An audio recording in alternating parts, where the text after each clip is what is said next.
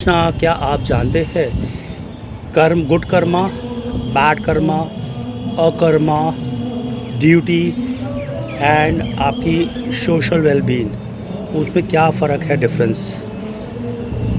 जगत में नॉर्मली हम रिलेशनशिप मेंटेन करते हैं दोस्त के साथ, रिश्तेदारों के साथ। उनका करोगे तो वो हमारा करेंगे, तो that is a commercial transaction. तो जब भी हम ये वाली ट्रांजेक्शन्स करते हैं, इसमें कोई भी कर्मा जनरेट नहीं होता। ये एक सोशल ऑब्लिगेशन है, आप करोगे तो वो आपका करेगा। और जब तक ये ट्रांजेक्शन होती रहेंगी तब तक आपकी उसके साथ व्यवहार होता रहेगा। उसके बाद उसका आपका व्यवहार उसके साथ ख़त्म हो जाएगा। इसे कहते हैं सोशल वेलबींग और सोशल एनिमल, और आप कोई भी नाम ले सकते हो। दूसरा कर्मा होता है आपकी ड्यूटीज़, ऐसी ड्यूटी जो कि प्रिस्क्राइब है, आपको नेचर के हिसाब से करनी पड़ेगी ड्यूटी। माँ बाप की सेवा करना, बच्चों का पालन करना, या कुछ और भी ड्यूटीज़ है जहाँ पर आपको करनी पड़ेगी, उससे भी गुड कर्मा जनरेट नहीं होता। तो अगर आप कर रहे हो और आप सोच रहे हो आपका गुड कर्मा जनरेट होगा, तो ऐसा नहीं है, उससे गुड कर्मा जनरेट नहीं होता। पर अगर नहीं करोगे तो पाप कर्मा जनरेट हो जाएगा और आपको नरकों में जाना पड़ेगा। तो दो टॉपिक ये हो गए। अब तीसरा चलेंगे गुड कर्मा। गुड कर्मा होता है हमें अच्छे कार्य करना है जहाँ पर डिज़ायर ना हो, जहाँ पर इच्छा ना हो वापस लेने की, तो उसे नॉन कमर्शियल ट्रांजेक्शन्स होती है। तो गरीब को दान दिया, गाय की सेवा करी, जानवरों को खिलाया, नेचर को प्रोटेक्ट करा, सबसे हम हम्बल है, काम क्रोध लोभ मोह अहंकार से हम परे हैं, तो उसे कहते हैं गुड कर्मा। जब आप ये जनरेट करते हो तो आपकी जो प्राप्ति होती है, आपको जो शरीर मिलता है, वो धरती या धरती से ऊपर वाले लोकों में मिल जाता है, उसे बोलते हैं गुड कर्मा। अब नेक्स्ट आ जाओ बैड कर्मा। बैड कर्मा जो भी एक्टिविटी आप वैदिक के हिसाब से, नेचर के हिसाब से उसके अगेंस्ट कर रहे हैं, कोई भी एक्टिविटी जो एज़ पर लॉ सही हो पर एज़ पर वैदिक law, as per Karma law सही नहीं है, वो बैड कर्मा है। वो धरती के नीचे ही आपको शरीर मिलेगा, अदर देन ह्यूमन शरीर मिलेगा। लास्ट कर्मा होता है अकर्मा।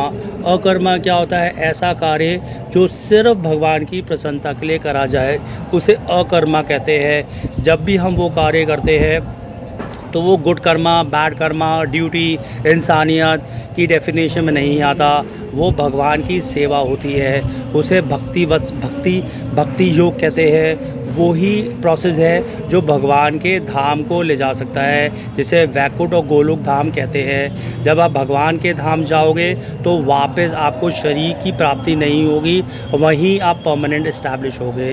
बाकी वाला कर्माओं में आप टेम्परेरी जाओगे और वो कोई भी भगवान का धाम नहीं है। स्वर्ग लोक भगवान का धाम नहीं है, वो एक डेस्टिनेशन पॉइंट है, एक घूमने का पॉइंट है, एक एंजॉयमेंट का पॉइंट है। ऐसी बुरे कर्मा करोगे तो ह्यूमन शरीर तो मिलेगा ही नहीं, जानवरों का ही शरीर बनेगा। 84 लाख योनियाँ ही आपको भुगतनी पड़ेगी। तो हमें क्लासिफिकेशन करना पड़ेगा कि जो हमारे को 100 साल भगवान ने दिया है, क्या वो गुड कर्मा है या बैड कर्मा है, या हमारी ड्यूटी है, या इंसानियत है, या कमर्शियल ट्रांजैक्शन है, या भगवान की सेवा है। सिर्फ भगवान की सेवा करने से ही आप भगवान के धाम जाओगे। बाकी और कोई भी सेवा कर लो, आपको शरीर 84 लाख योनियाँ घूमनी पड़ेगी। आपको दुख सुख, सक्सेस फेलियर, काम क्रोध लोभ मोह अहंकार आपको झेलना पड़ेगा।